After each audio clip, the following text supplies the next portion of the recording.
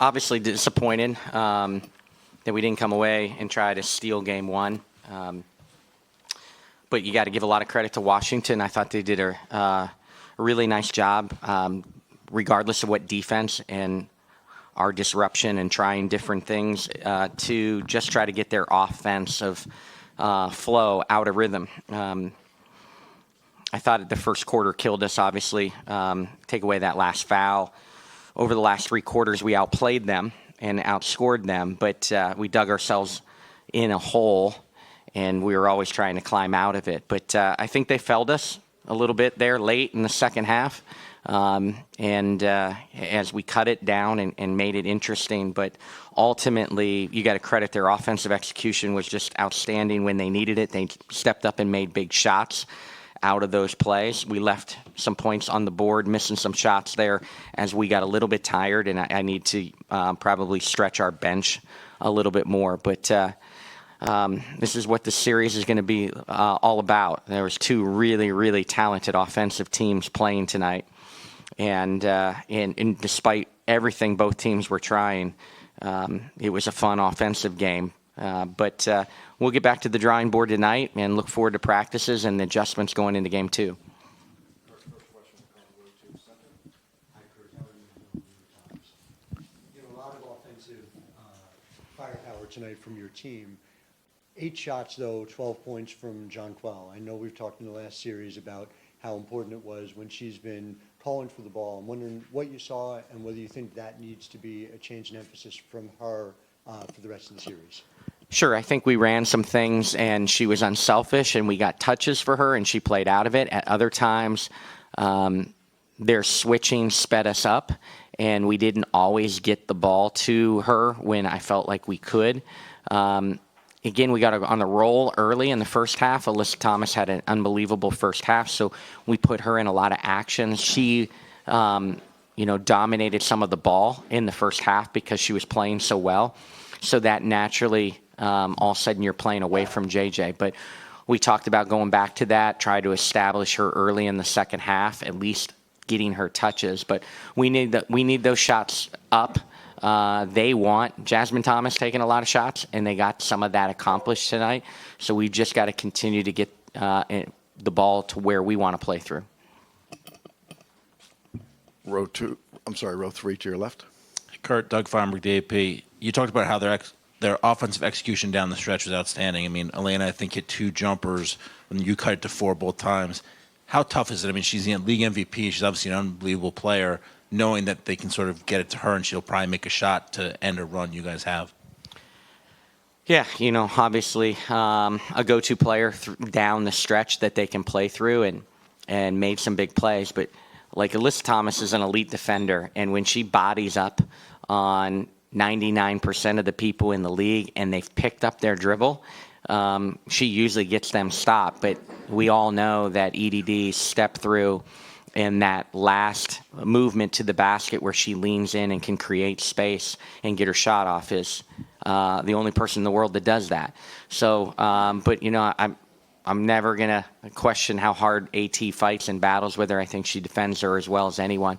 And we had success at times switching tonight and scrambling out of it. It doesn't seem like a lot of turnovers, but 14 turnovers for them. We did get at times some disruption. Curt, standing to your right. Hi, Curt. It's Ned. Hi, Ned. Happy with the defensive performance tonight? I mean, I know sometimes you guys are trying to trap, trying to double. Do you think you need to put more ball pressure on them? Yeah, it's, pick your poison, right? And again, regardless when things work, they will eventually figure out counters to it. I thought in the first quarter, their big lineup hurt us at times. And that big lineup's been real good to them during the stretch where Christie's been out. And they got really used to playing that way, got really efficient playing that way.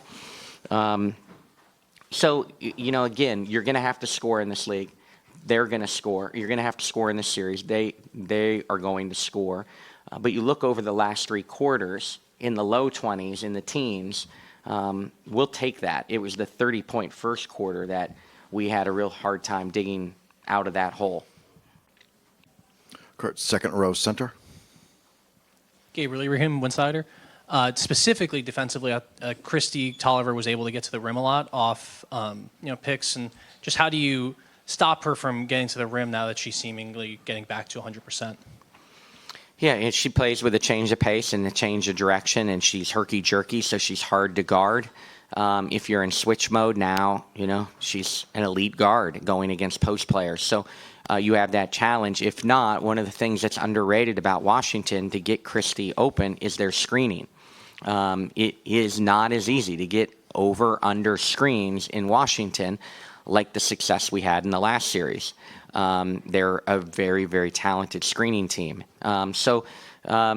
Again, there's a lot of talk in this series in our locker room that we've got to be good one-on-one, and that doesn't necessarily mean one-on-one with the matchup that we would love to have. It's going to be one-on-one against mismatches or our switches, and we've got to get in a stance and be able to keep some of these guys in front of us, because then it just plays into their penetrate and kick game, and they're so good at making penetrate and kick threes that if you overhelp, they're going to pick you apart that way. So we've got to sit in the stance on Christie and everybody else and try our best to keep people in front of us. Curt, thank you. One last one for you. First half, you're an offensive guy. What's going through your head when you look at the box score after the half? You're shooting 61%, and it's still a 13-point deficit. What's going through my head? That Mike. Yeah, but that Mike and I are both pulling our hair out, and the general TV audience is going, "This is damn good basketball," that's what's going through my head. Is like this is why the two of us are here. We can make shots. We can make people. We can execute offensively, and that's going to be the challenge for both of us. All series, can we string consecutive stops together? Our transition is so important to us, and we've got to be able to get defensive stops or turn them over so we can get in transition. Curt, this will be our last question. Second row to your right. Hi, Curt. Alexa Philpott from the Hartford Courant. You went to Morgan early in the game to get her in there. Then obviously later on she had that big bucket that pulled the team within 4. What were you trying to what look were you trying to get out with putting her in early tonight, and how was she able to succeed in that? Morgan's a great mover, and I thought she just allowed us to slip things, move things. We just offensively were a little bit, everything was crisper and cleaner. She's such a smart player. She's not afraid of this moment with 4 national championships in college. And then defensively, as we were in switch mode, Morgan can jump out and keep guards in front of her at times better than a traditional big. So we went unconventional, small at times, took JJ off the floor, but it really sparked us in that stretch, and really pleased for Morgan. She was a huge spark plug for us tonight. Curt, thank you. Thank you.